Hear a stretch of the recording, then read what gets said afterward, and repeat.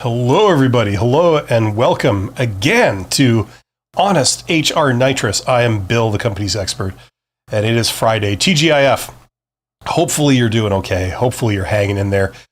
This is the live stream I do a couple of times weekly where we talk about job search. We talk about the realities of job search, shall we say, not simply the theory of how it should work, but the reality, which is somewhat different usually to the theory, complete with totally incompetent recruiters, rude recruiters, disrespectful, incompetent hiring managers, fake jobs, ghosting, all that kind of stuff. This is where we talk about it, and we talk about the reality of doing it. So this is primarily a Q&A, so that if you are seeing my beautiful face right now, you should see some type of chat box nearby in the vicinity of my face. If you are a subscriber to my channel, you should be able to get in there and ask me questions, tell me what you're wondering about, tell me what you're struggling with, or just tell me your story, and we can get through this stuff together. Really, really interesting times. You know what I'm saying? If you are between jobs and you are doing job search right now, it can be very, very challenging. Usually the lowest point, one of the lowest points, certainly in people's lives, definitely in their work lives. And it's like right when you're down, you got to deal with this stuff. And that's not super easy. So this is where we talk about that stuff. The name of this episode is How Job Search Drives You Crazy. This is episode number 55. So we can definitely get into that. I do not have an agenda of what to say. I'm driven primarily based on your questions and answering your questions. So if you're watching this right now, send in some questions, let them roll in, and I will react to them. That's what I'm here to do. If I can help you out, I will certainly do my best. Yeah, job search does drive you crazy. This is a maddening process, and part of that, unfortunately, seems to me that it's more of like a slap in the face reality check of how the world works, and unfortunately, a lot of people haven't really been prepared for that. Like if you've worked in sales or something, you might be more tuned into this, what you have to do. You might unintuitively or intuitively understand the process.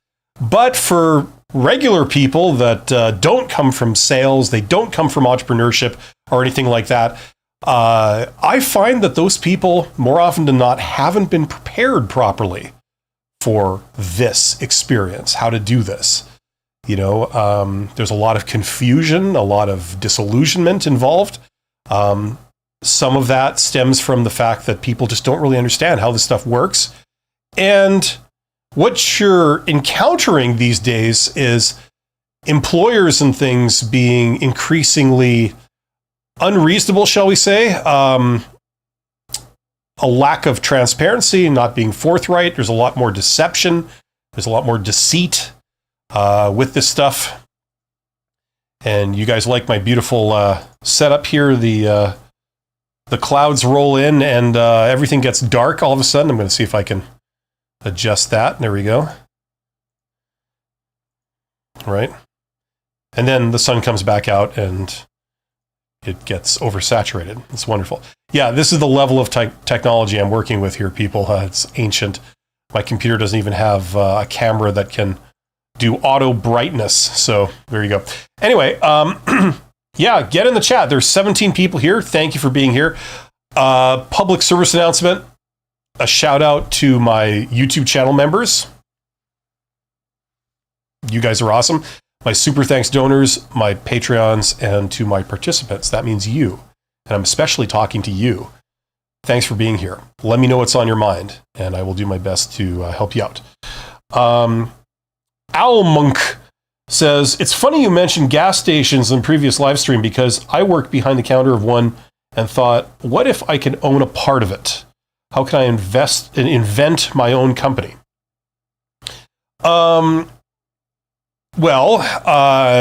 It costs money to buy things. So you need to have money if you want to own something like a gas station. In my experience, a gas station, if you were to buy it, costs about the same as a house. like if you were to buy it outright. What you can do is you can possibly go in and, depending on your situation, if you're able to talk to the owner and say, look, like I want to buy into this, it may be possible for them to adjust your compensation so that they will dock you pay and give you shares, right? Of the company that owns the gas station, right? That may be a way in, right? Another way, what some people do is they borrow money. They take out a loan and do this. I would not necessarily recommend that because that can be very risky, but you know what I mean? Or you could start something new, right?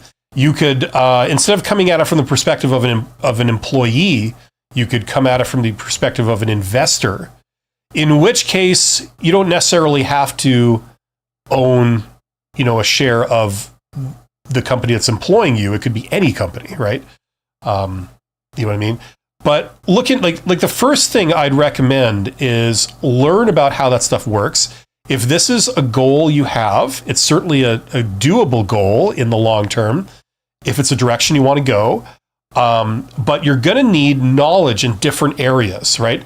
Think about running a gas station, okay? Forget about like how to buy one or how to acquire one.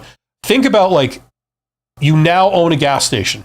Now, are you equipped to make decisions that will ensure that it will thrive and grow, right? Do you understand the economic conditions? Do you understand the supply chain issues? Do you understand operational issues? Do you understand, partnerships with the different suppliers and entities and what options are out there to do that stuff? Do you understand the major players, like the competitors? What are some of the forces in that market? Things like this. If you are buying a gas station, do you understand the importance of location? It could be very important or it might not be. There might be other things more important to it. I don't know. But those might be aspects of it that you don't know, right? So what I'm saying to you is that you're not just on a journey to buy a gas station. It would suck if you bought a gas station and it turns out you're ill-equipped to run it successfully. You thought you knew it all, but it turns out there's a lot of things going on in the background that you weren't aware of, and it turns out those were all important. So you're on this dual journey.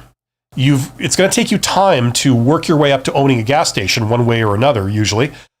But that's good because you have a journey to go on to learn how to run it, how owning one works, and what are some of the strategic decisions and how all that stuff works. Do you know about the regulatory stuff? If you own the gas station, can the government suddenly show up and say, oh, I'm sorry, due to new environmental laws, we now have to charge you like $200,000 to clean up the land on which your gas station is located because we've detected antifreeze and oil and gasoline in the ground here. You now have to clean it up and pay for it. Like, do you understand that stuff? That's the journey you're going to go on, because if you eventually get to the point where you own the gas station and you know all that stuff at the same time, you're going to kick ass, okay? So don't look at it as like, oh no, I'm at a disadvantage. I can't own this thing immediately. Recognize it for what it is. You need to have a lot of things in place to be able to run that thing properly. So when that moment arrives, you would really want to be ready. So you got some work ahead of you. But if that's what you want to do, that's certainly doable. It's going to take a few years, but you will be able to, you might even be able to build a little bit of an empire and own a few gas stations or whatever. And, really be able to clean up, really be able to take your destiny in your hands. And if you have kids or whatever, leave them a legacy. So, I mean, it's a great thing to aspire to. And all I can say is learn all you can, and I wish you the best of luck. Great question. Okay, let's talk about jobs. So Internet Vibe says, do you think wearing a full suit to a video interview is better than just wearing a dress shirt and tie? Listen, that's going to vary. And the way you figure that out is you try and determine how these people dress, right? Before you do the video interview, do your research. If it's a big company, it'll be pretty simple to figure out what the dress code is, right? You can go on the internet, you can search that company. and you could see how these people dress. Do they all wear full suits to the office? Or is it all jeans and a t-shirt all the way up to the CEO? You know what I'm saying? So whatever is the culture there, that's what you need to conform to. When you do a video interview, it would be great if you looked like one of them. You look like you belong there, right? Instead of the opposite, you are dressed completely different to them. You look like you're really not going to fit in there. You know what I mean? Then you have to change everyone's mind. That's hard to do. So there's no absolute answer for that. You've got to do your research on the company. And if you can't, like you've tried everything you can, if you have some connection to a recruiter or whoever is setting up this meeting, just call them and say, hey, just a quick question. What's the dress code? What is the dress code for this company? You don't even have to say, what should I wear for the interview? You just say, what's the dress code for the company? Do people wear ties to the office? Or dress shirts or golf shirts or t-shirts? Overalls? What are we talking? And that way, presumably you can get an answer, and then you do it. If you can't get any kind of answer, I would say middle ground, some kind of polo shirt. That way you can pass for a banker on the golf course, or an auto mechanic that's, looking good in the office. You know what I'm saying? Like it's like sort of one catch-all thing if you absolutely can't get any information on this. Alex says, hi, as I've said in the commentary today, was my first day on the job. I have bonus for living in my city plus 25% night shift, double extra hours with kids. Right on, Alex. Congratulations. I'm glad it's working out and you're prospering there. That's great to hear. The Green Jeep Club says, regarding job searching for middle management, green job searching for middle management / first tier exec, if you are switching industries, how do you efficiently search for jobs you are qualified for? Usually it's all networking. People like, if you're in management, you're anything above like a supervisor, like frontline management, it's networking. So learn all you can about networking, about direct outreach, about, developing your conversational skills, developing your sales skills, persuasion, all that kind of stuff, likability.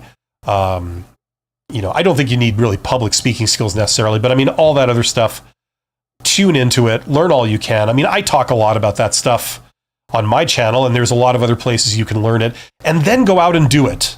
I don't care if you're working full time, go out and do it. Incorporate it into your job if you can, right?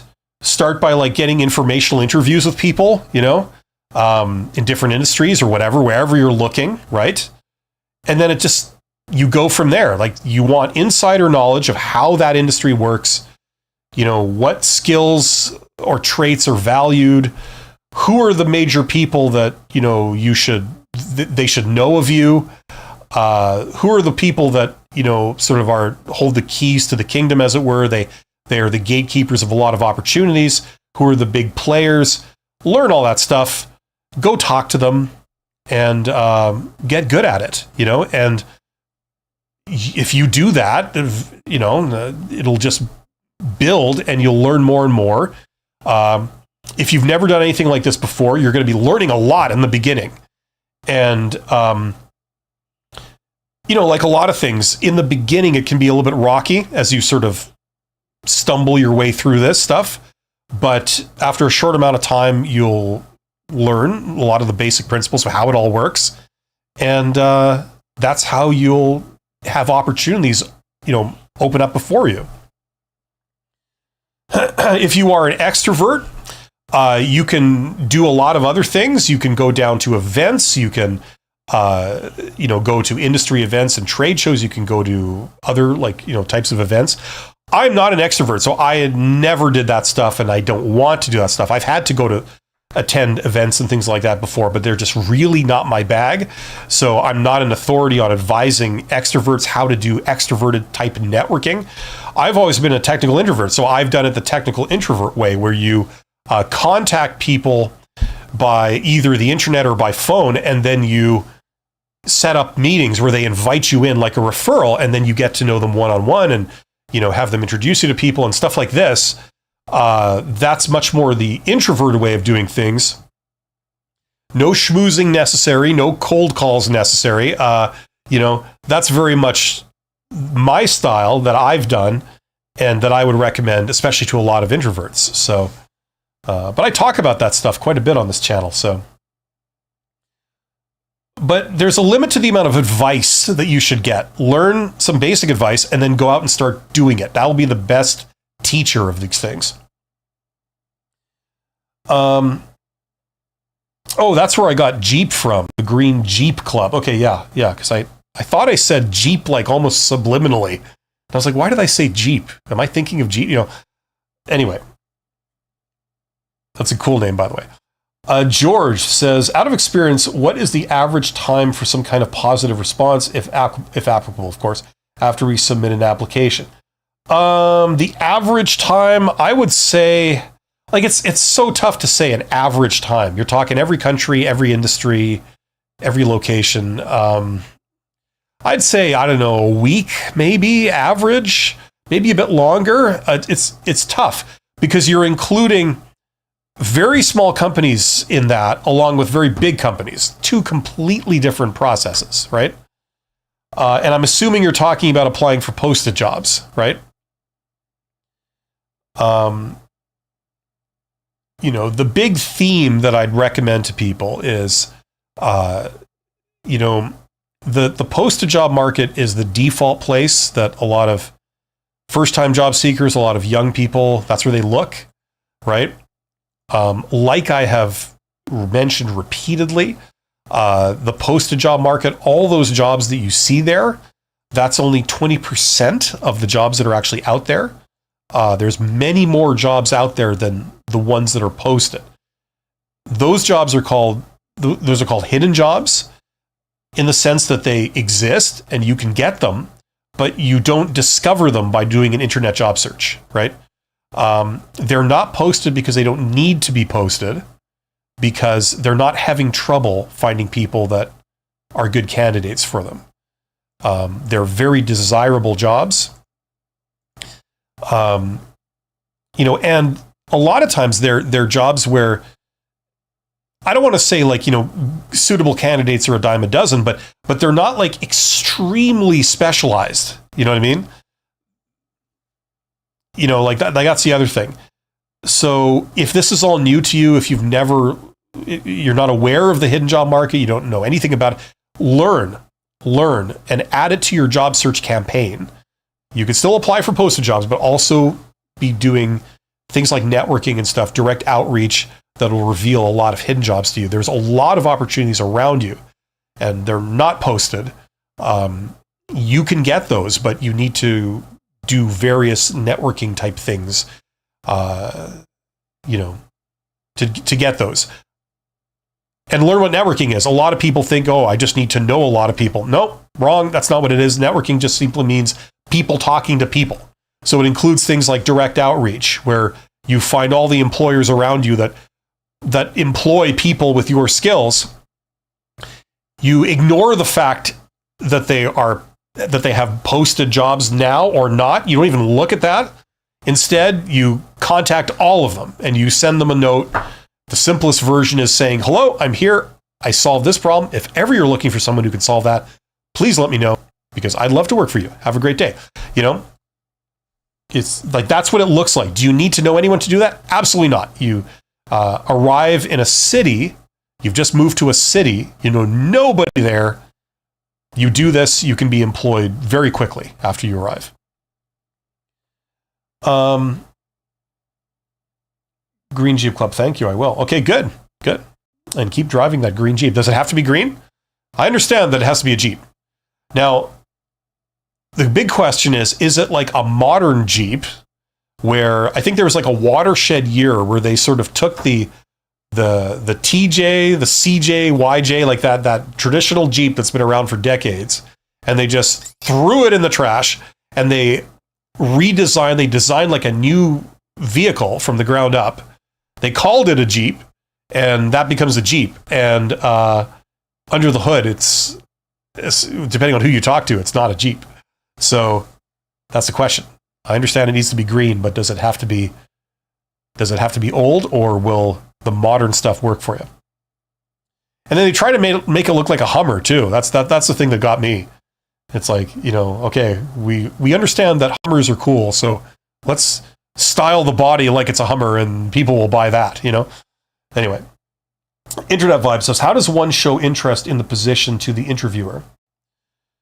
How do you show interest in something?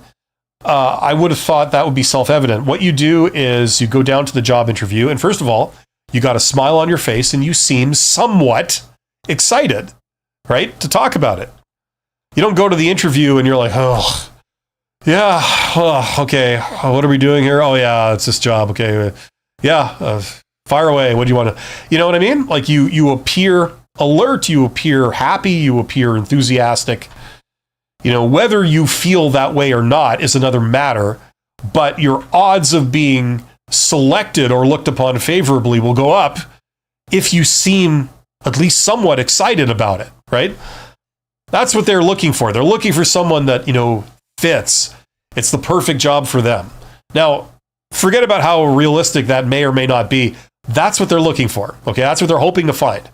So if you show up, you're friendly, you're excited, you're approachable, you're easy to deal with, you seem to, you're easy to talk to, you don't take offense at every single thing that happens. You know what I mean? That really helps. Okay? And just like, it might sound kind of weird, but look at yourself in the mirror, or film yourself. That's another thing that people are doing nowadays. I recommend doing mock interviews, right? Like pretend interviews with a friend or family member. Whether or not you're doing that, you could film yourself, or you could just do this by yourself. Film yourself. Now, if you're like looking like, kind of, neutral, like stone-faced, the way you talk, your body language, your expression, there's not a lot of energy, there's not a lot of enthusiasm. Work on conveying that. You know what I mean? Try to look approachable, try to look excited to a degree. Even if that's like a total game face, people will respond to you better. They won't just assume, oh, you're not into this, or you hate being here, or you don't like people, or the thought of working doesn't appeal to you. They won't make those kinds of assumptions about you if you look like you're into it. And I totally understand that when you're between jobs, when one is between jobs, this is probably the last thing in the world you feel like doing. You do not feel eager. You do not feel happy. You do not feel excited. I totally get it. What I'm saying is that these people will respond to you better if you come across like those things, okay? So rehearse, practice looking at least somewhat happy, interested, alert, excited, and things will go better for you. It can take a monumental effort, to make it seem you're those things when you're not. And I get it. But if you want the job, unfortunately, this stuff kind of helps a lot. Does that make sense?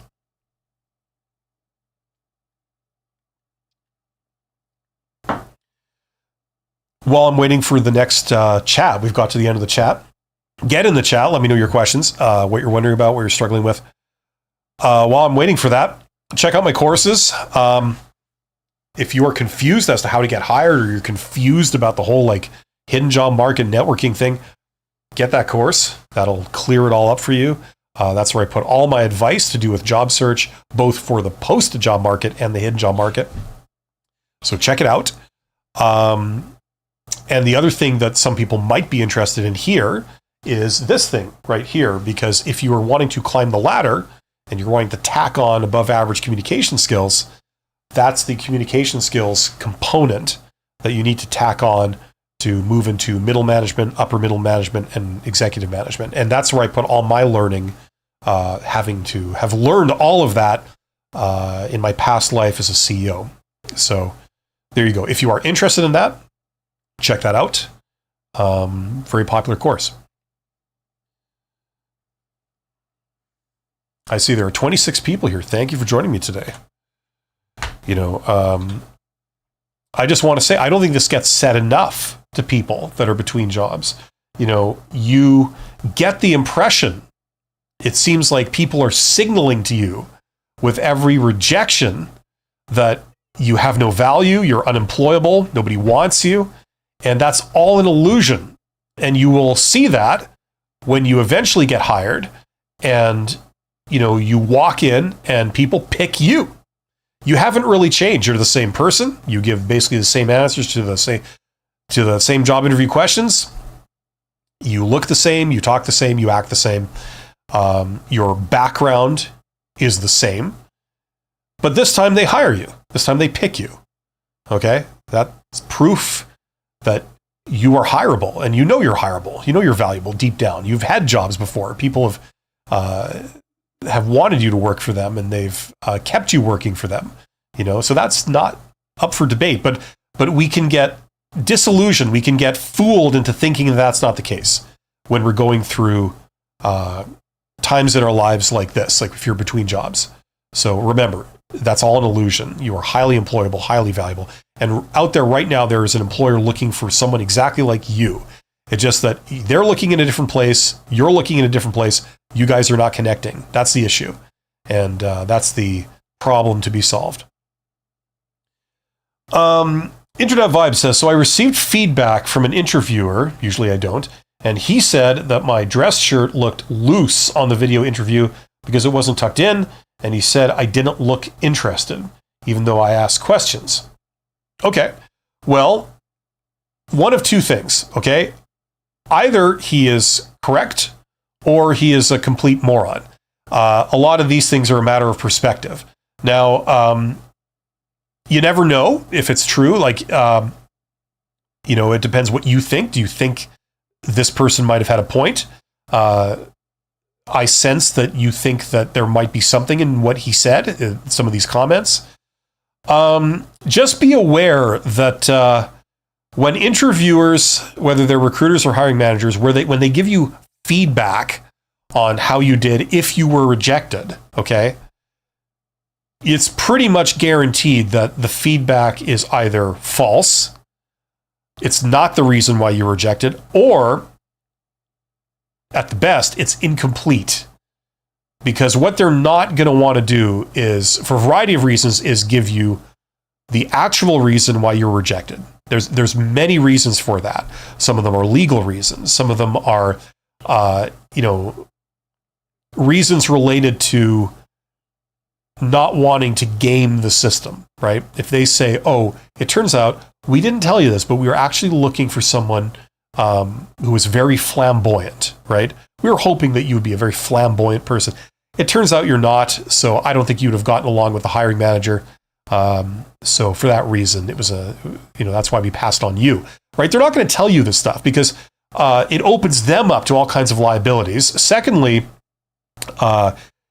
it will ensure that, okay, if that ever gets out, you go on the internet and you post, oh, this company, they said that I wasn't flamboyant enough. So the next 20 candidates that apply for jobs at that company, they're all going to be putting on this image of being flamboyant or something. You know what I mean? So there's a whole bunch of reasons why they don't do that. So, but if you think that, these 2 points were at least somewhat legitimate, fair enough. Now, the shirt thing, okay, it might be a good idea to consider, okay, if I'm wearing a dress shirt or something, I should tuck it in, just as a matter of course. But that may not be universal. Like, dress codes will change for every single employer. Every single employer has a slightly different culture, meaning they do things slightly different at that place, right? Including things like the dress code, including things like, stuff, reasonable things to say to other people. What would be reasonable? What's unreasonable, right? That includes how interested they expect you to be, right? There's some really weird companies out there. They expect you to be bright-eyed and bushy-tailed all the time to a ridiculous degree. And if you're not, if you come in and you look just sort of normal, they go, ooh, so it seems like you have an attitude problem. You're not a team player. And next thing you know, things don't happen for you there, and then maybe you're even let go. So, you know what I mean? There's all kinds of weirdness in different employers. So if one of those people said to you, I'm sorry, you don't seem to be that interested, you know, yeah, that's probably any normal person would not seem interested to them. You know what I mean? So you got to take these things with a grain of salt, but just, you know, just consider it, but don't go to pieces. Don't let it shatter your entire self-confidence. You know, does that make sense?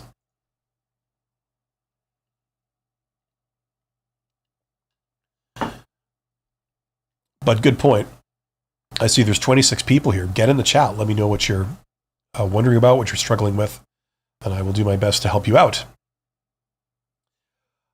This can apply to job interviews, answering the job interview questions. It can apply to your job application. You know, how do you do your application such that you have a higher likelihood of getting an interview? It can have to do with job offers and negotiation. Negotiation of job offers, including salary, compensation, other aspects of it. You know what I mean? There's a lot of stuff there. The hidden job market, posted job market. What is networking? What is the most common way that people get jobs? Let me throw that out. It's very simple. It's networking.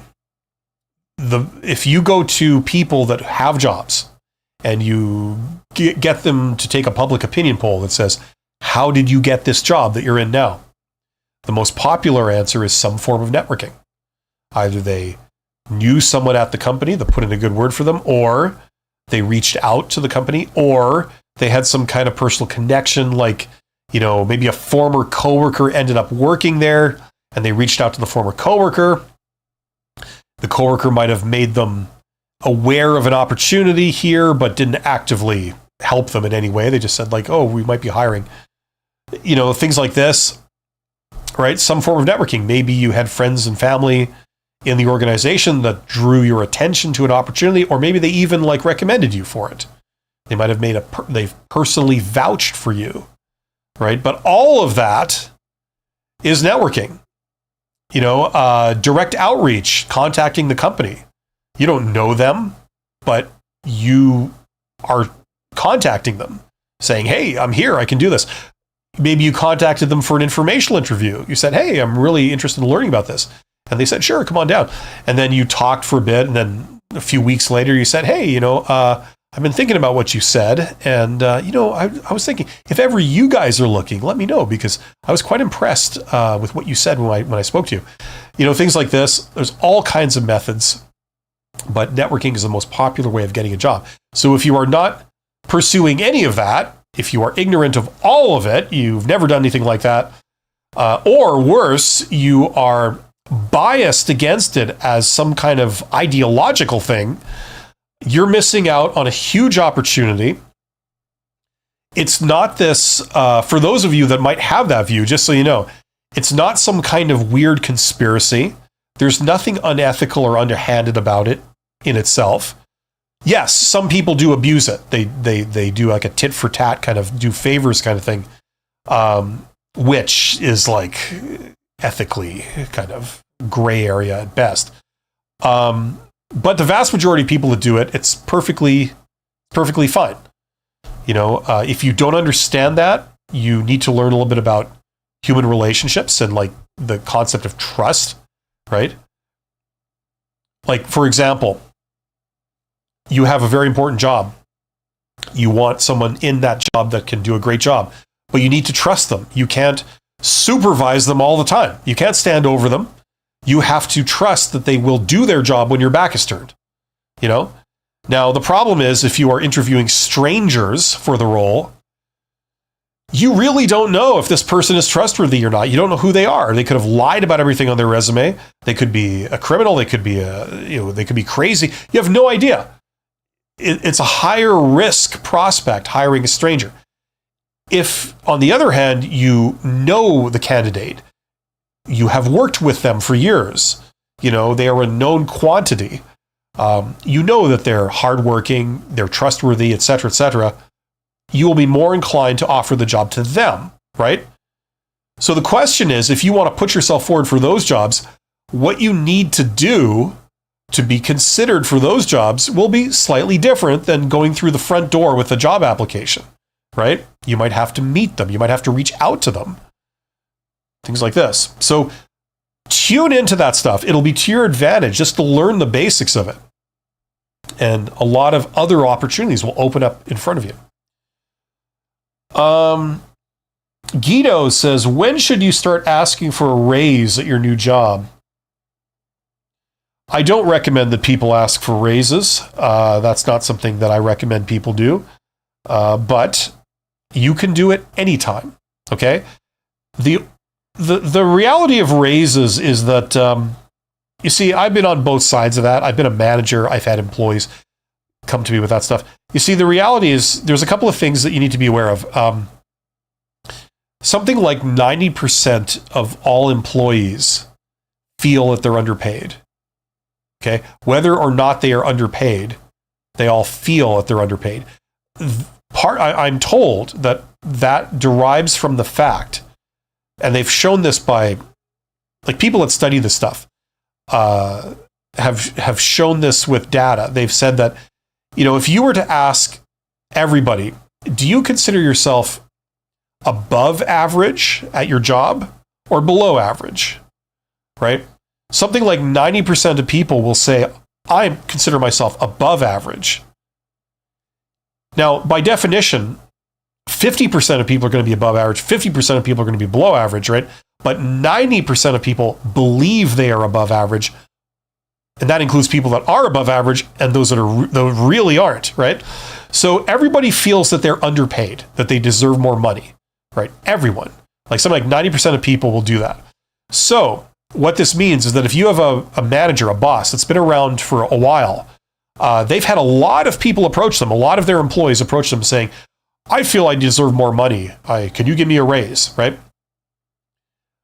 Now there's two forces here. One is that you've got people coming to them saying, I deserve a raise.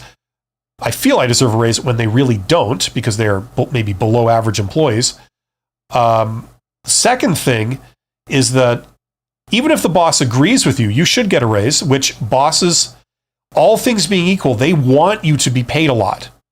Okay, every boss would love all their direct reports to be paid $1 million a year. Do you have any idea how dedicated and how obedient those employees would be? And how great their morale would be if they were paid that much, right? Bosses would love that. Your job would be so much easier. You don't have to run around after people. You can just ask for things and they're just done. They don't want their employees to be paid very little. That usually means that the employees don't give a crap. They leave easily. They don't listen. They don't perform, So anyway, I'm going off on a big, long story here. I shouldn't. But so the point is that, like, a lot of managers, when you come to them and ask for a raise, their default response is going to be, sorry, can't, right? Whether or not that's true, it's going to be, sorry, I can't. It's not that I don't want to, it's that I can't, right? Sometimes they don't believe you deserve it. Sometimes they honestly can't because it's not in the budget, right? And when you think about it, it's like an employee saying, I've got a great new suggestion, okay? How about this? I do the same job I'm doing now, but you pay me more for it. Wouldn't that be great? Isn't that a great thing? And the boss thinks like, ooh, that's terrible. So basically, I get what I'm getting already, but I have to pay more for it. That doesn't sound like a good deal for me. No, how can I put that, right? So I don't recommend this. You can try, but what most employees do is when they say, I need a raise, the next thing out of their mouth is, if I don't get a raise, maybe I might leave. And 90% of the time, that's a bluff. They're not going to leave. If the boss says no, they just stay, and they keep working for the same amount of money. So it's an empty threat, So what bosses have learned in many situations is to just call the bluff. It's like, sorry, I understand that you have told me you might want to leave. So that's a risk I have to take, unfortunately. I'm very sorry.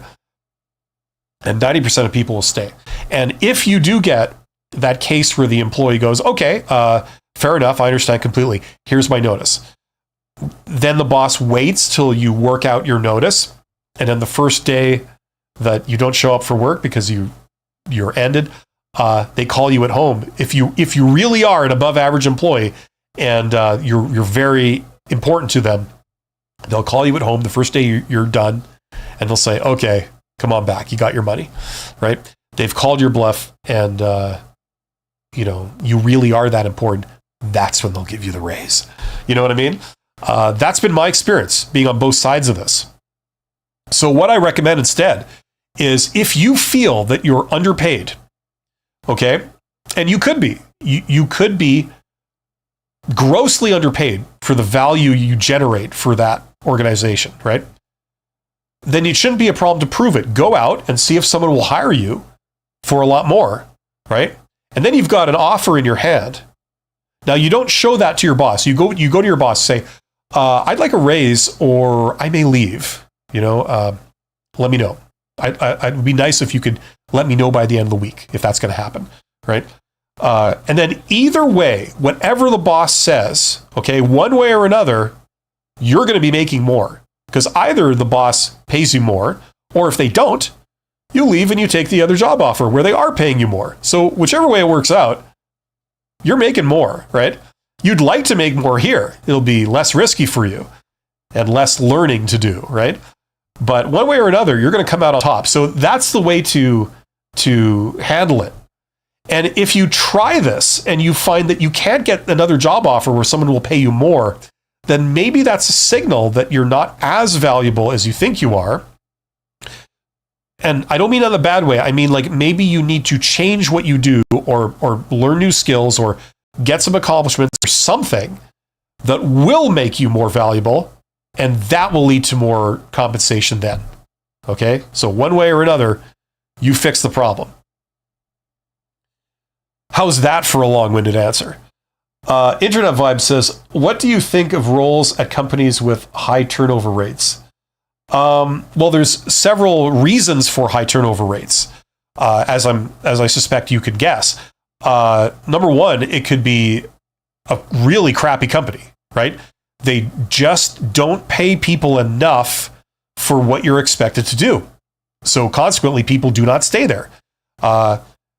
Maybe they go there to use it as a stepping stone. They get their foot in the door. They have some work experience, and then they immediately jump ship to get a better job at a competitor or something. Other reasons could be that they pay really well, but it's just very, very demanding. It's like the same problem. It's that ratio is still out, right? The other thing is that they can afford to really treat people badly when they pay them a lot. At least that's the illusion. And I've been involved in that.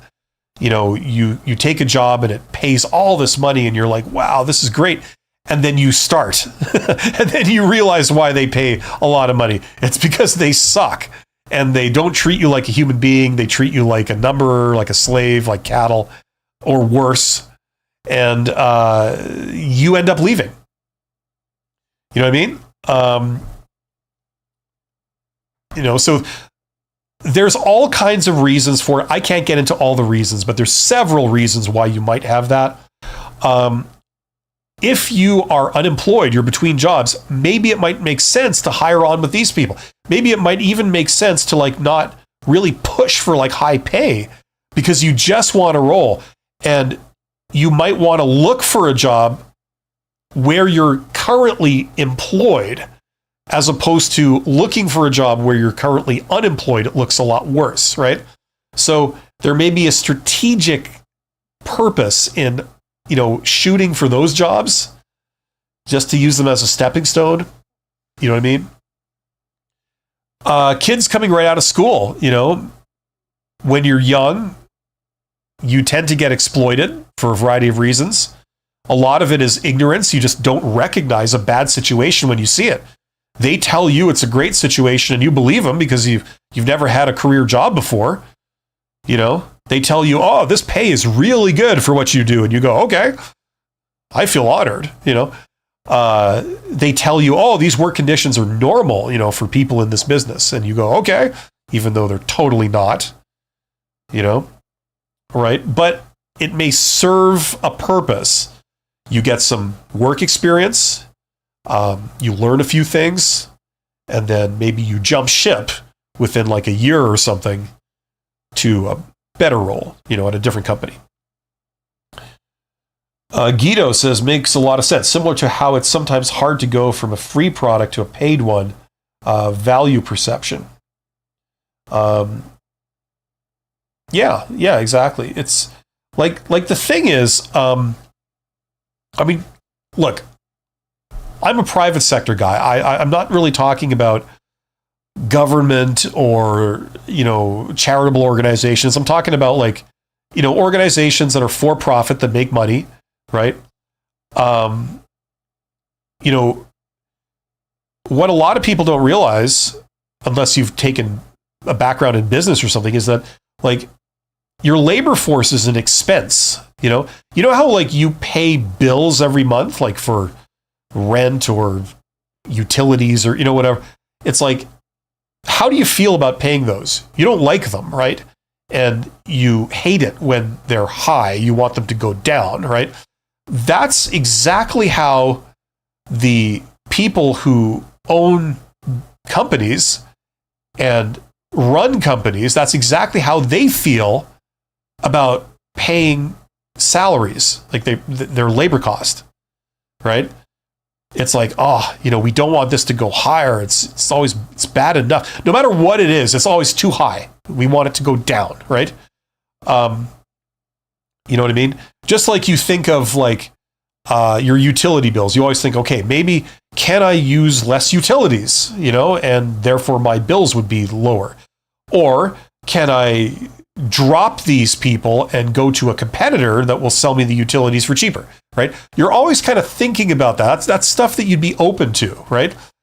That's kind of like employers. So they don't want to hand out money to the labor force if it's unnecessary. They only begrudgingly do it when there's no other way. You know what I mean? So that's how asking for raises and stuff is kind of weird, because outside of the sort of humanist kind of element, where maybe your boss figures, look, I got to work with this person, and it's easier to work with people who are happy, who are glad to be here, who are enthusiastic about being here. It'll be tougher to work with people that hate my guts and are really disgruntled, So I want to keep them happy. Maybe I could swing, diverting some money from the budget to give this person a raise, to make my life easier. But outside of that, an organization, they generally won't come with you on this. Even if you threaten to leave, even if you try and make a case for yourself, how valuable you are to them, regardless of what their true feelings are, they'll usually just their response will be no, we don't see it that way. Whether or not that's true or not, that'll be their response a lot of times. You know what I mean? It's a lot of bluffing. Just like you might be bluffing about leaving, they bluff about no, we don't see you as that important, so sorry, take it or leave it. This is the job. You know what I mean? Sometimes you can call that bluff. It's not about bluffing in my experience. It's about just having the cards. Don't be in a position where you have to make an empty threat. Go and get the cards. Go and get an alternative job offer if you're really that valuable. It shouldn't be hard to get if you are indeed worth that much. And then you don't have to persuade anybody. You have control over yourself. You can't control these other people, what they do or what they think. All you can do is you can control yourself. You can adjust your reaction to whatever their position is. So if they react this way, okay, then I'm going to go do this. If they react another way, then okay, in that case, I'm going to do this, right? And if you can work it so that you have options, that's the key. PJ says, who do I speak with at the Department of Juvenile Justice applying for practical instructor working with troubled youth when I have worked with those youth during my military career? Excellent question, PJ. The answer is I don't know, because that's a very specific question about a very specific industry. But here's how you can maybe find out. Okay. Now, there are a couple of amazing tools online, right? Google Maps is one, LinkedIn is the other. There's a few others, but those are the two big ones, right? Now, hopefully you are on LinkedIn. If you are not on LinkedIn, consider getting on LinkedIn. It's an incredible tool. It can solve problems exactly like this, okay? That's the main purpose, that at least that I've always used it for. I think it's less useful as a tool to discover jobs, connect with recruiters, all that kind of stuff.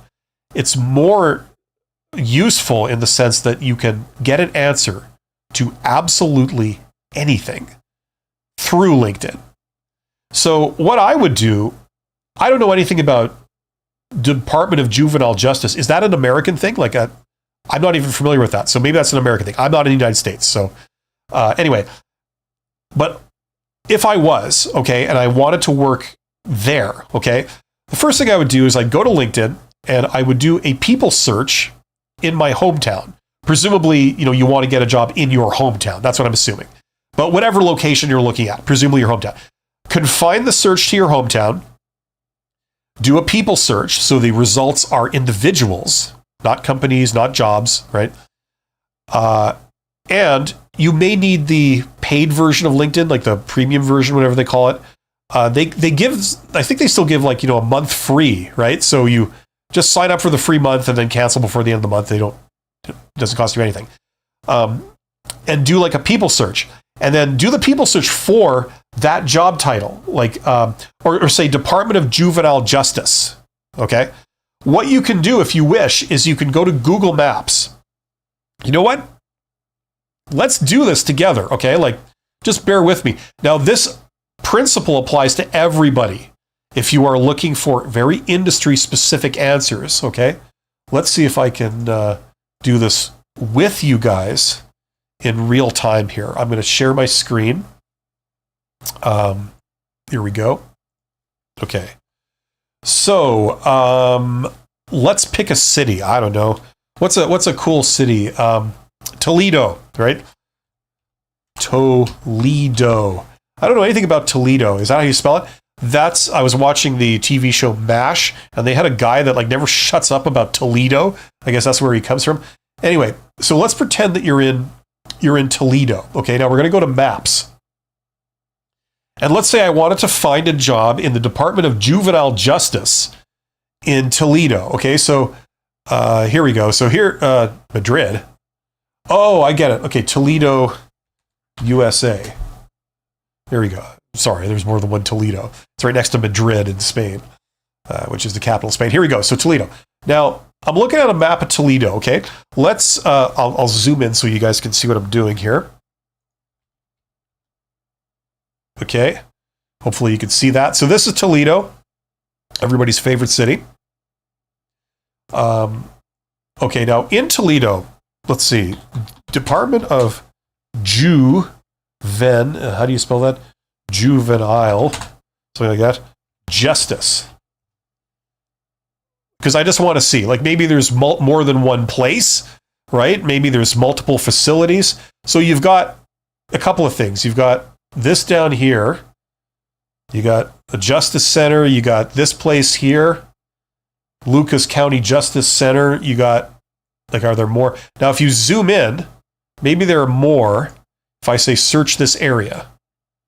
Okay, there's one other place, Lucas County Youth Treatment Center. It's a government department. So, okay, so first of all, you can see all the relevant places. Now, if you're typing in things up here in the search box, you type in the name of a role or an occupation or an industry, you're going to get multiple companies, multiple businesses, employers popping up on your map, okay? So you, before you go any further, you see the website, the location, and the phone number of all of the players in that thing. Okay, you've got a hospital. I don't know if that relates to it. Probably not, but you know what I mean? There was something down here. You say search this area again. Right, where was that? Okay, here we go. Wood County Justice Center. So, I mean, you could then look up the place, right? Okay. But this will give you a list of targets, like places where, all of these people could be hiring, I suppose. All these locations could have job postings or whatever. Or they could be hiring, but they haven't officially posted a job because the job exists in the mind of one of the hiring managers, one of the managers, right? Okay. So this already can give you some stuff. I suppose what you could do is you could check out these websites and see if they posted any jobs. Here's their website down here. Okay, then you do let's go back to LinkedIn. Okay, here we go. So you go back to LinkedIn, okay? Do a search for Department of Juvenile Justice. You can enter in also now some of the specific names of these places. So instead of saying Department of Juvenile Justice, you could say Wood County Justice Center, right? You do a search for that, a people search for that in LinkedIn, confined to your hometown or to your region. And what that'll let you do is you can see inside these organizations to the individuals. Oh, this person's the owner, this person's the CEO, this person's the head of this department, this person is like some employee that works there, right? So now you've got specific individuals. You also have the means to reach out to those individuals, okay? So right there, like, you could click on the people results. First of all, you can see their profile. It's like looking at their resume, right? So you see who they are. If you're wondering how somebody got into that role, you can see what they have, right? You could look up a role that you're interested in. I'd like to do that someday. And then you can see, here's all the people that are in that role in your hometown, and here's what they have. They all have PhDs. It's like, okay, then that suggests that maybe I would need to get a PhD too to be in that role, right? Or they all don't have PhDs. That suggests that I don't need a PhD to get that job, right? Okay, so you go to LinkedIn, you find all these people, and then you can reach out to them. And from there, you can go in a variety of different ways too. You can send them a thing saying, hello, I'd love to work for you. If ever you're looking, let me know. Or you could ask for informational interviews, or you could ask for other things. So like, it just goes out, and this is how you can put yourself forward to get those jobs. Now, if you're just looking for information, like you were just looking, you said like, what was it? You're saying, okay, you're saying, how do I speak with these people? So, okay, here, I just given you away. But let's say you were wondering something specifically about the Department of Juvenile Justice. Do they tend to look favorably on people with AI skills? I don't know. I can't answer that. Recruitment experts can't answer that. But you'd be able to reach out to the individuals and say, like, oh, you run the Department of Juvenile Justice in Toledo. I just got some questions. Going forward into the future, what do you see as like critical skills that people are going to need in this business? Do AI skills play a part of that, right? And you get it right from the source. The person running that institution says, I can see maybe theoretically they could be useful in the future, but in the immediate future, I don't really see those skills being super important for the work we do. It doesn't really affect the core of what we do, so I don't place tremendous importance on them right now. Something like that. And that's how you can get information about very specific things in a very specific industry, in a very specific location. It's also how you can discover the individuals involved that can employ you. It's also how you can contact them and reach out to them and get whatever you're looking for. A one-on-one meeting, a phone call, whatever it is, right? So these are all possibilities, right? Depending on what you're looking for. Internet Vibe says, what do you think of call center jobs? I heard the one where I applied, people try to leave fast due to metrics, micromanagement, stress. Yeah, there's a lot of crappy employers out there. Like, you don't have to look far to see like a crappy employer that, usually the way they work is they intentionally hire people for under the market price. They understand that means that they're probably not going to end up with the best employees. They probably understand that means they're also going to have a higher employee turnover. But strategically, they don't mind because they're making savings in their labor costs, which still makes sense for them to adopt these strategies, right?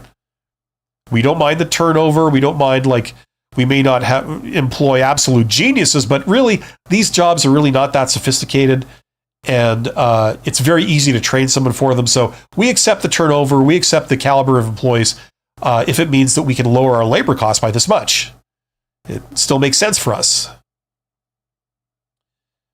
So I could see that being the case for certain call centers. Connor Gray says, hey, I just had a job interview. I'm very green and my technical skills aren't there, but I impressed the interviewer with my soft skills. It's an entry-level financial role. What are your thoughts? I think that's great, Connor. Congratulations. That's certainly a thing. Yeah, I mean, this is like an open secret. To get a job and to be a good employee, you need a hell of a lot more than just technical skills. Like, if you got technical skills, but you're insufferable, nobody can talk to you, everybody hates your guts, no one wants to ever deal with you, you're not going to turn out to be a great employee. You know what I mean? You know what I'm saying? If you get offended at like absolutely everything, if you have a lightning quick temper, you tend to get very violent, and they've spoken to you about that several times before, it takes more than technical skills.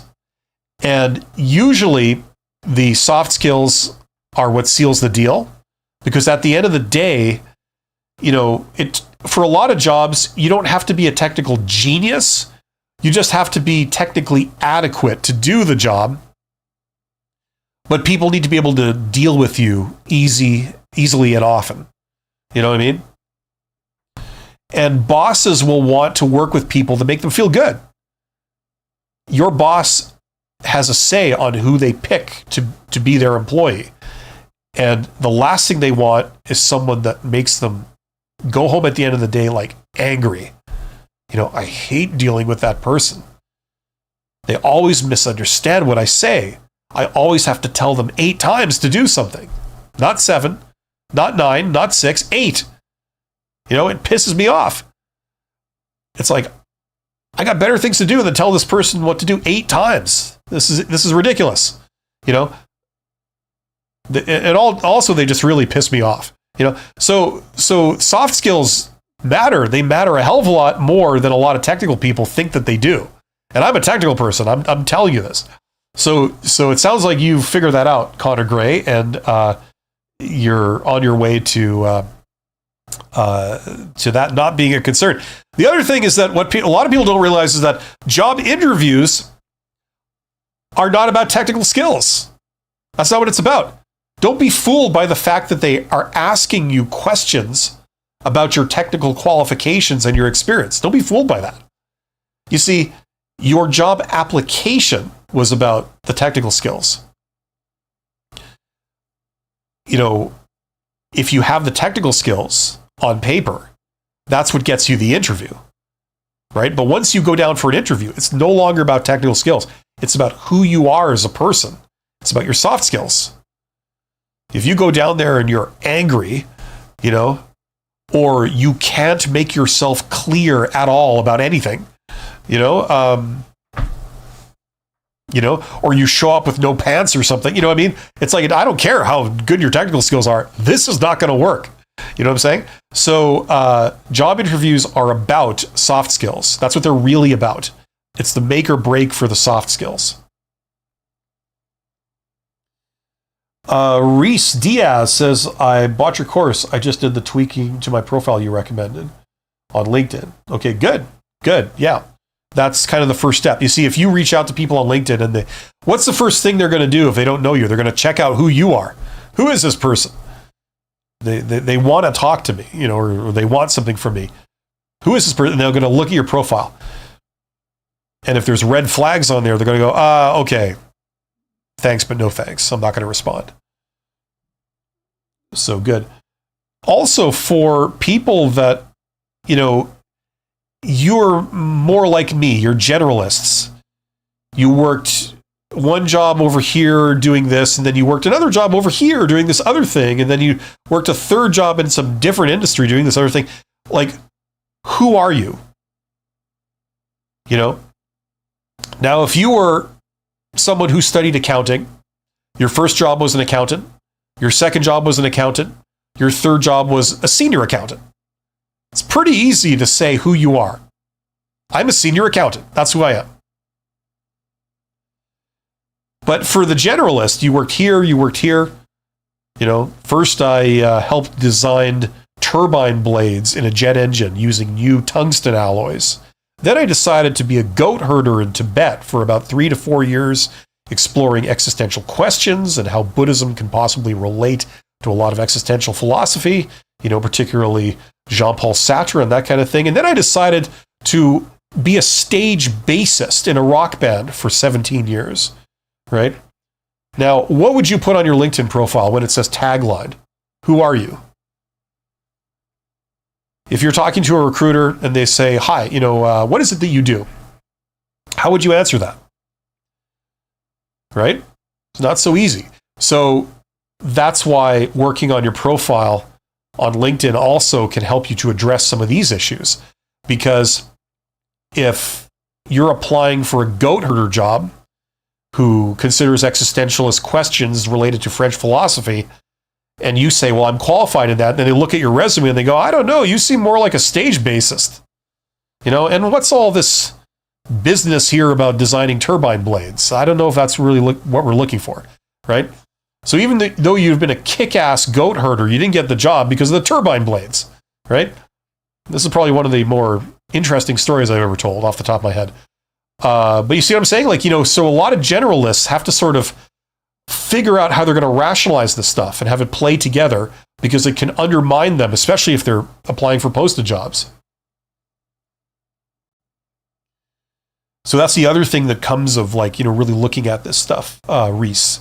And hopefully it's going okay with you in that course, and hopefully it all makes sense. Thank you to Ghosts. Thank you to PJ. PJ says, just Googled it. It gave me some other places to work with youth.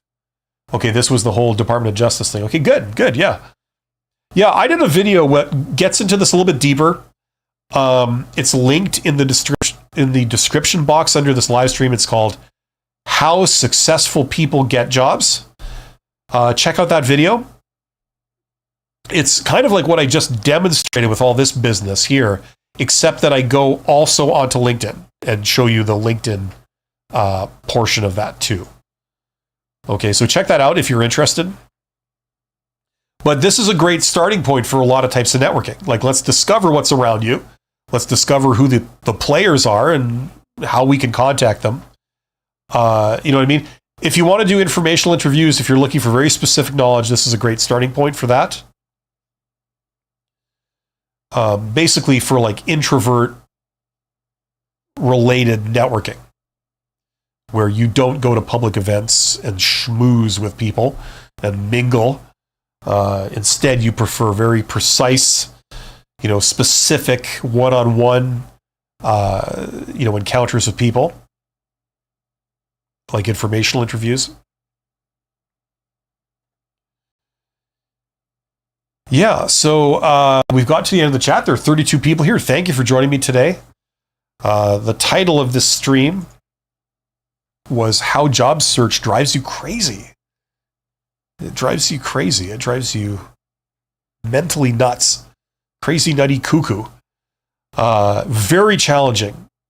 You know, not just for the nature of the work you got to do, like trying to apply to jobs, trying to connect with people, whatever it is you're doing, but just the mental health side of it too. Very challenging. You know, a lot of people, if you are the provider, you know, for yourself or for others, very damn hard situation to be in when you're between jobs. You know, you take all kinds of shots to your self-esteem, and it's not helped by a lot of the people you encounter. You know, you encounter a lot of incompetent, rude, disrespectful people. You encounter ghosting, you encounter fake jobs, you encounter all kinds of deceit. You know, it's unfortunate, and my heart goes out to people that are in that situation. You know, it succeeds in convincing a lot of highly talented, highly valuable people that they think they're worthless, and they're not. It's an illusion, but they get fooled into thinking this, and they start to internalize it. If that's you, you can relate to this, just remember, you're highly employable. You're awesome. Right now, there's an employer out there. There's at least one. There's usually many that are looking for someone just like you. It's just that you're not connecting. The whole point of this is to connect to those people. And it's not necessarily about selling yourself beyond a certain point. It's that you show up and they instantly recognize, wow, you're awesome. And then it's just easy. And they hire you. Ghost says the goat herder turbine blade guitar guy would be an amazing interview, I'm guessing. Well, not for a recruiter, it wouldn't. They would promptly conclude that person isn't a fit, right? But I agree, that would be a pretty interesting person to talk to. I'd probably be able to learn a thing or two from that person for damn sure. I'd be able to learn 3 things from that person right off the bat that I know of, and I'm sure a lot more too, And I'd be interested to see how they can bring their experience with goat herding and Tibetan philosophy to, designing a better turbine blade. I'd really see that, because you may laugh at me making that kind of connection, but in reality, there's a hell of a lot of interesting value that gets added from people that can bring a wide variety of skill sets and perspectives to their role. And this isn't like new age hippy dippy diversity type stuff. I'm talking about, people that have non-standard backgrounds, non-standard, abilities to solve problems through different ways, even ways that are atypical for a certain situation. When you bring someone like that in, you get, and I've seen this, you get all kinds of like really interesting emergent properties, So yeah, I agree. It would be interesting to talk to that person. I mean, if they're bright and they're motivated to do whatever it is the job is, you'd be surprised how they can excel in weird kind of things. I mean, what skills would you learn in an abstract way being a goat herder? You know what I mean? I mean, I'm sure if you really broke down, I know nothing about that, but if you broke down that job and looked at all the kind of things you have to be on top of, you have to like really be thinking 10 steps ahead of like, okay, we've got weather coming in, I'm going to have to do this, it's going to take this time. So, maybe it turns out that someone with those skills, they would have like exceptional like forward planning skills or pre-planning, great organizational skills, something like this that just comes out of left field that you never considered. And it turns out that like, wow, they kick ass at that way more than a conventional employee with a conventional background might, Anyway, someone says, it doesn't say a name. Look at that. So your name is blank. Says, thank you for all your feedback and insights. You're absolutely welcome. I don't think I've ever got a comment from someone who their handle wasn't listed. That's pretty cool. But thank you. Guido says, however, if you got let go from your goat herder job, some questions need to be asked. Yes, and some very deep personal self-reflection needs to take place too.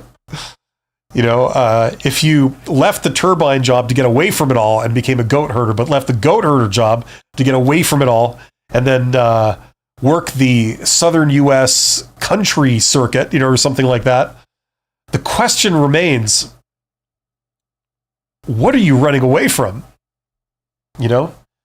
And can it make money? That's what we're all asking ourselves.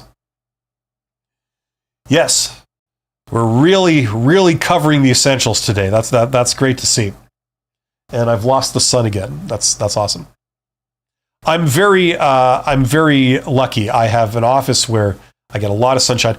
Where I am in the city of Winnipeg, it's supposed to be, if you believe the statistics, it's supposed to be the largest city in North America with the most days of continuous sunshine in the entire continent. Like, there are places that get more sunshine, but there's nobody living there. This is supposed to be the biggest city that has the most sunshine in all of North America. That's what I've heard. I don't know if that's true. I'm not going to die on that hill, but it's very sunny here. It's nice and pleasant, and I have no complaints. So this points towards the sun, so that's why the lighting on these videos is so weird. Because I do have lights. I bought myself some lights like about 5 years ago. Where they're shining up at the ceiling, so they give me some light. But the sun is so much brighter. Spacebar created handle has no name. Yeah. That's what I figured. I figured their name was like a space, so it just shows up as a blank. But yeah, it's clever when you have no strong feelings either way. They had that on I think it was Futurama or something. Someone was the planet of like the neutral people or something. It's like a beige alert or something, and their position was they have no strong feelings either way. Like if you want to embody that, have a space as your name, Tech Savvy says, if you are asked about pay expectations for a job, you don't have the skills, but the employer likes your work ethic and you are given a salary range, how should you respond? Oh, well, that's unanswerable. It depends on a lot of details, all of which are unspecified here. Listen, the way this stuff works is if you are at the application stage, if you're applying online and they ask you that question, it's like a pop-up question on your application. That is a sudden death elimination. So if you answer that you need more money than a hurdle amount that's unbeknownst to you, they eliminate you right off the bat. That's what that's for, if they ask you then. Okay? If you go down to an interview and it's like your first interview, it's like your second interview, it's before you get an offer, okay? Or before they've said we're going to send you an offer. And they ask you that question. Once again, it's not about discussing how much money you need. It's about eliminating you to see if you'll ask for too much, okay?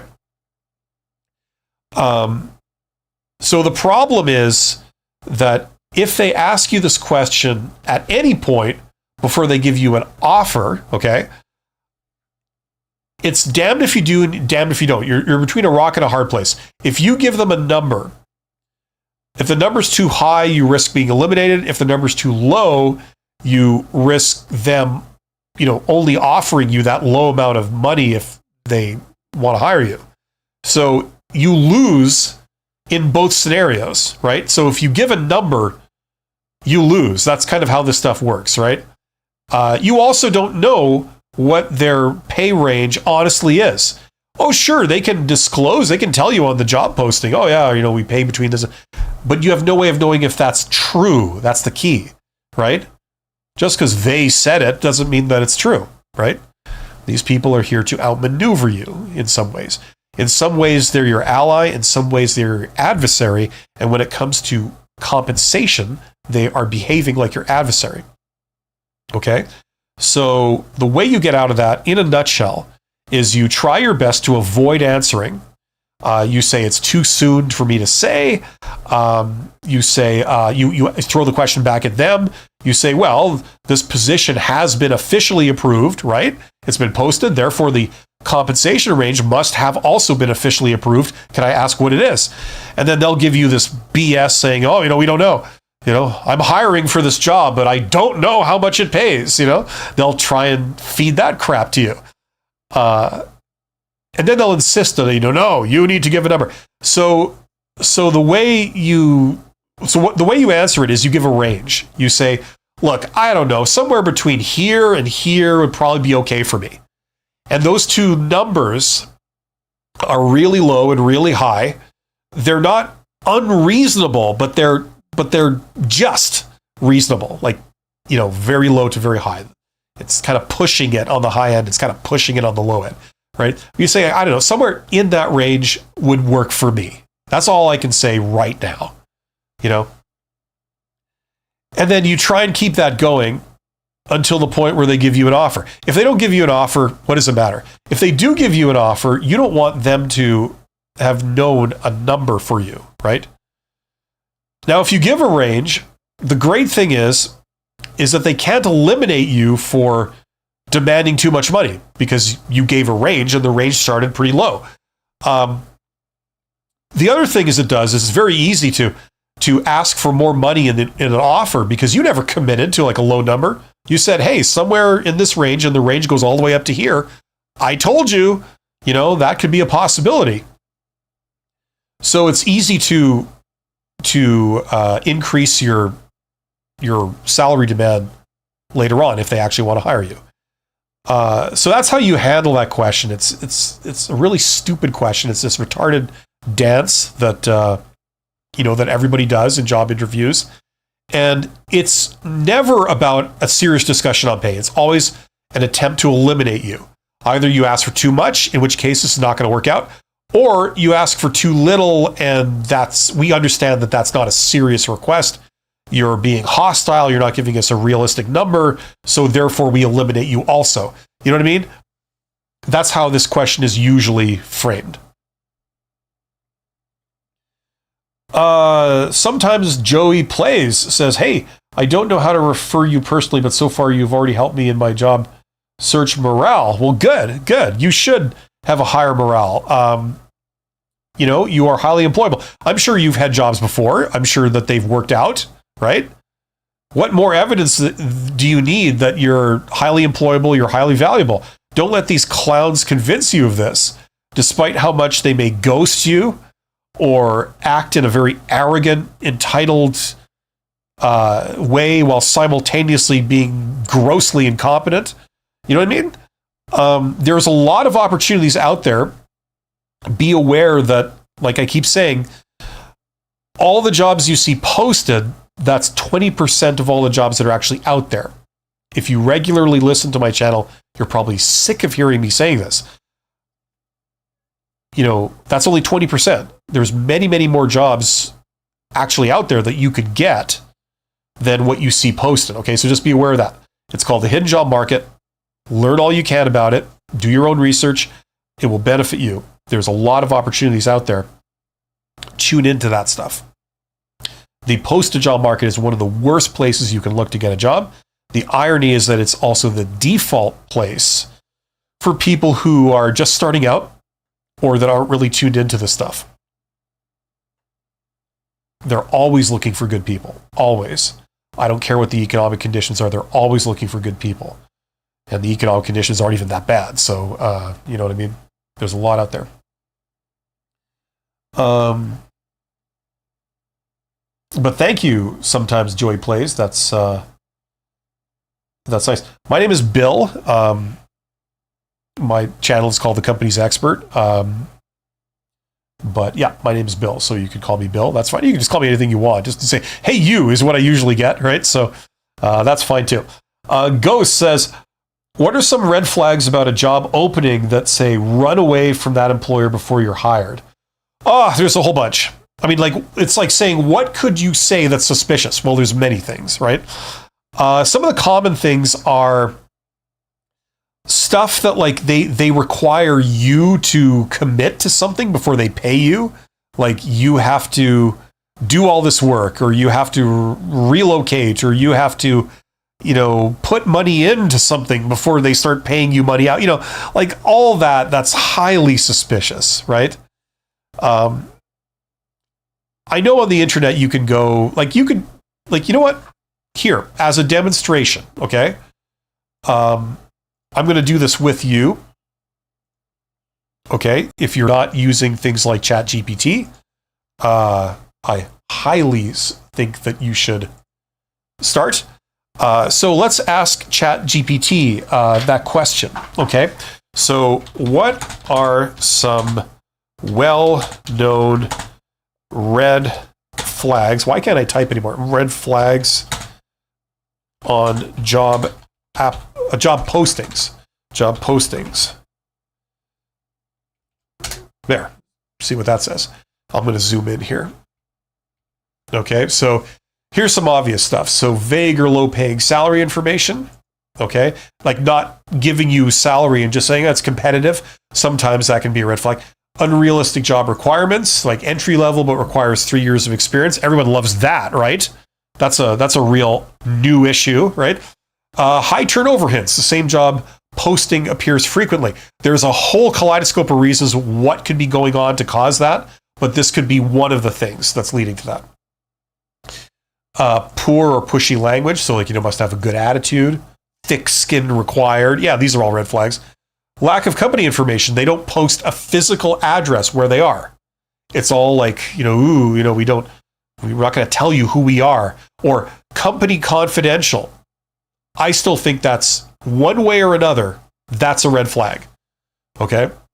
Like for anything other than some kind of like high executive job at like a public company, that's a red flag. Okay? It may not, there's exceptions to everything, but the odds are is that there's something fishy. Okay? Lack of company information, unclear work arrangements. Like if they want you just to do everything and anything, depending on the context, that could be a red flag. Suspicious hiring process. Ask to pay for training. Like this kind of thing is what I was talking about. Okay. Overuse of buzzwords. That just could mean that you're, I don't know, you're under 20 years old. I don't know. But this is a good start. Okay. That's like some common stuff to do with this. Okay. So you see how useful tool things like ChatGPT are. If you're not using it, use it. Use it. Incredible tool. They can really help you. Not only that, but they can almost be like a therapist or a friend. I know it sounds weird, but it's true. People are using this stuff like that. And it's actually having a positive effect. Check it out. The biggest source of value for things like chatbots and AI are how they can advise you on how certain things work. I know ChatGPT, it has access to the internet, so you can say like, okay, let's try this. Just if anyone's interested, let's try this. Okay, so you could say, I live in Toledo, USA. I don't even know what state that is, but USA. We were looking up Toledo earlier. Okay. What are the major players? You like my spelling? In the call center industry in Toledo, and what is their contact info? This is some random question that could be like an employment type question. I'm going to zoom in here. Okay, here are some notable call center companies operating in or near Toledo. Whoops. So here you go, and there's links to these things. Okay. So like, bam, you're wondering like, what's around me? Like, here's another tool to use. So like I clicked on one, bang, it takes you to the map. It takes you to the company. Ooh, they don't have a very good rating. But you know what I'm saying? You've got tools like this at your disposal. Okay, this can help you in job search. So experiment with ChatGPT. Remember, it doesn't always get everything right. It's like a human. It goofs up every once in a while. But it is a useful tool, okay? It's not the be-all, end-all, but it's a very useful tool. Start using tools like this. For those of you that are wanting to customize your resumes and cover letter stuff, this thing is gold, because if you know how to use it right, it can really do all the heavy lifting for that stuff for you, and allow you to send custom resumes to jobs where your resume is perfectly tailored to their job posting. All the lingo is used, all the things that they said they were looking for, that's all prominent on your resume. It's attention drawn to it, using their language. Maybe you could even get it to strip off things that are like unrelated to the job, so it doesn't dilute it. So use some of these tools. Like if you're not using these tools, tune into this stuff and experiment, and they can be very useful. I'm going to wrap this up in a few minutes, but let's get to some of these questions here. Sometimes Joey Play says, okay, Bill, thanks. I only knew as company's expert. Yeah. Now you know. It's like we're like that. Sometimes Joey Play says, Bill, you see, you're using my name already. That's a good sign. Hey, you, what do you think about an employer requesting you to do some sort of assessment or project after applying? I just had an application ask me to make a short video because of high volume. Okay, let's start with that. You've got another question. Let's start with that one. Okay, beware, because a well-known scam is if a company, let's say they need like a project done, but they don't feel like paying a consultant or, someone like a contract worker to come in and do the project, right? They try something very unethical and underhanded that there are actually laws against now in a lot of places. They post a job and they say, oh, we're looking to hire a consultant, someone with the skills in this area, right? And then as part of the hiring process, they claim that, oh, we want to give you an assessment. So we'd like you to do this project or this thing for us, right? We'll give you a tour of our company. You come in and do an analysis on, how we could improve or, whatever, and submit that. And that will be part of your assessment package along with your resume and your cover letter. And then we will, we'll look that over and then judge your abilities and then let you know if you're hired, right? Now, unbeknownst to you, there was never a job. They had no intention of hiring you or anyone else as an employee.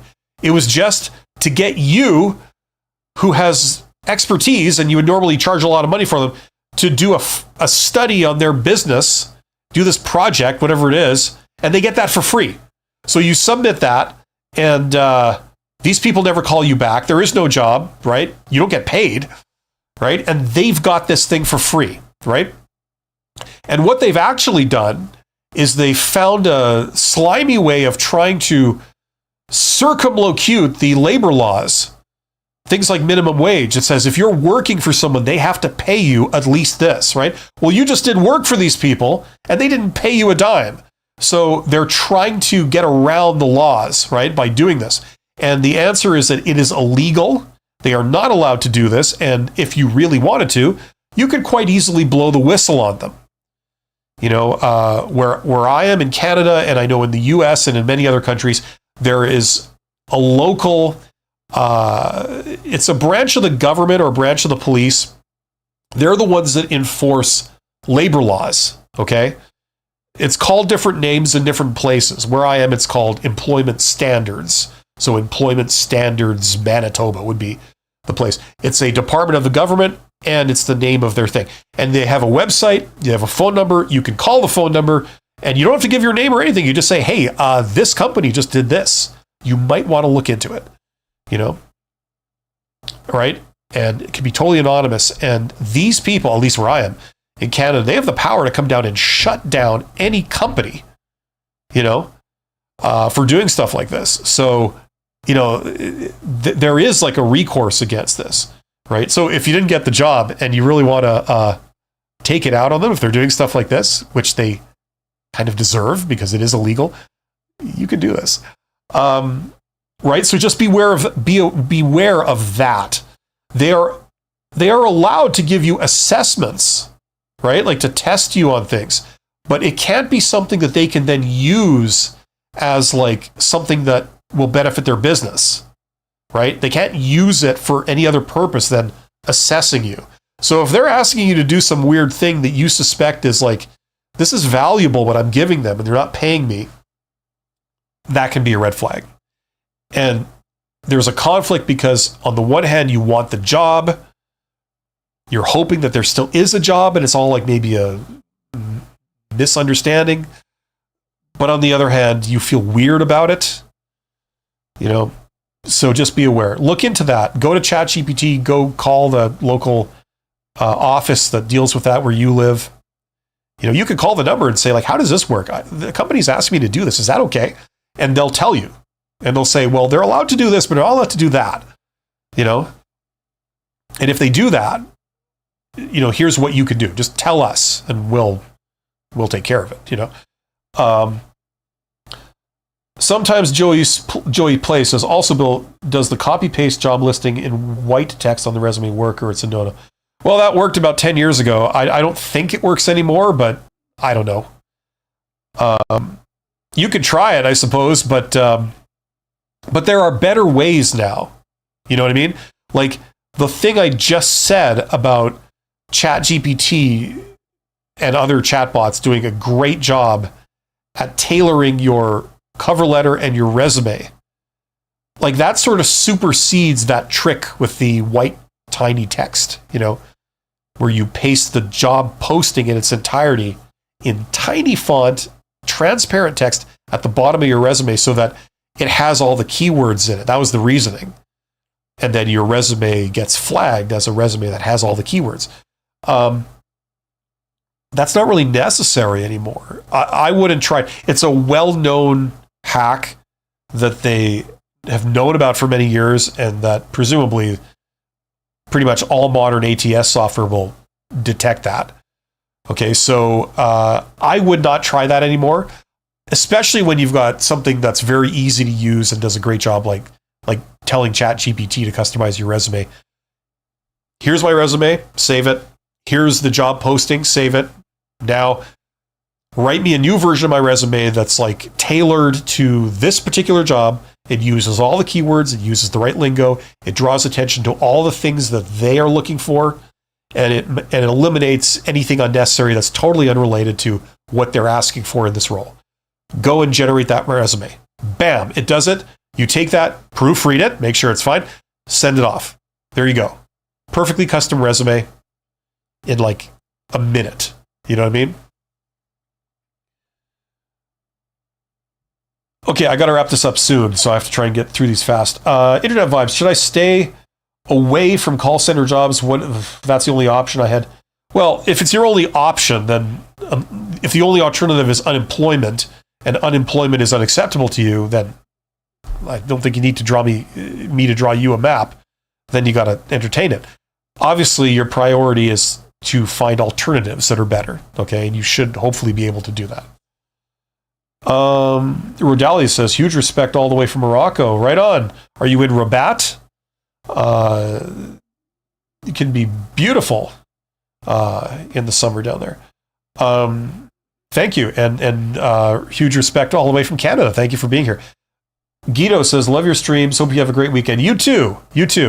TGIF. Try and take a load off. Try and do something fun. Feel good about yourself. Get a positive outlook, because you should. There's nothing to be negative about. And then get back on the horse on Monday and kick ass. Thank you to Sometimes Joey Plays. Rodali says, you helped me in my previous, now that I'm looking for a new one that's driving me crazy. Well, good. I'm glad that I helped you before. Hopefully you'll find something soon. If you know what to do, just keep working at it. Realize I'm in Marrakesh. Okay, right on. Well, thank you to everybody who participated today. Check out my Get Hired course if you are looking to learn all this stuff. If you're looking to learn all this from me, that is all my advice in one place. How to get hired in the posted job market, how to get hired in the hidden job market, especially tailored for introverts. If that's what you're looking to learn, I have that. The link is in the description box underneath this live stream. If you're looking to climb the ladder and you want to sort of move up into middle management or upper management, usually there's a bunch of things you have to tack on in addition to technical skills. One of them is communication skills. That's the communication skills that I had to learn to be a CEO over 10 years. So check that out. It's about how to write, but it's also about what to say, how to respond. So check that out. And if you do want to learn business, I talk about entrepreneurship and private equity and stuff. So it's less relevant here in this stream, but if you do want to learn business is the scientific study of how to make money, essentially. So I offer this, the best bang for the buck, if you want to learn business. All of these courses, there's a link in the description box below this live stream. Check it out. And if that's what you're looking for, then it should work for you. Thanks very much for everybody who participated. You guys are awesome. I wish you nothing but the best. Take care of yourselves. You're awesome, and I will see you next week.